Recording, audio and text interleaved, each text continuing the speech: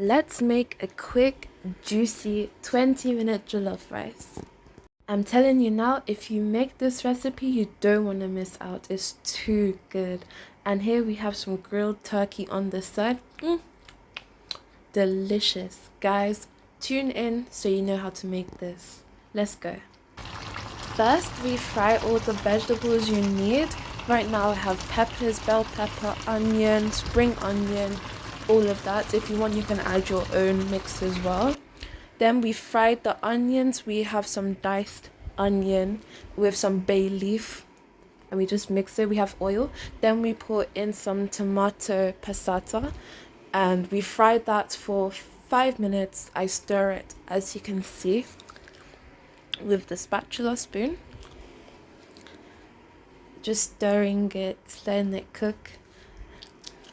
And then we add some blended pepper to our mix. A few scoops of that as well. And we just stir it so it's a nice blend.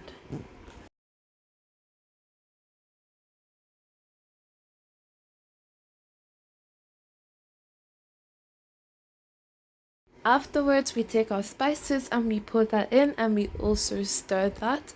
Right now I have parsley, paprika, but you can add your own spices as well to this mix. We just mix it as so, and then we cover it and let it cook for 5 minutes.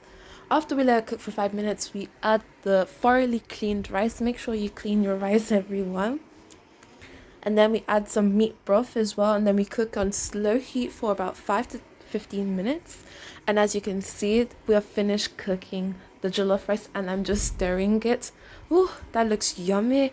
Guys, if you want juicy jollof rice with juicy turkey, you do not want to miss out on this recipe. Thank you for watching. Bye bye.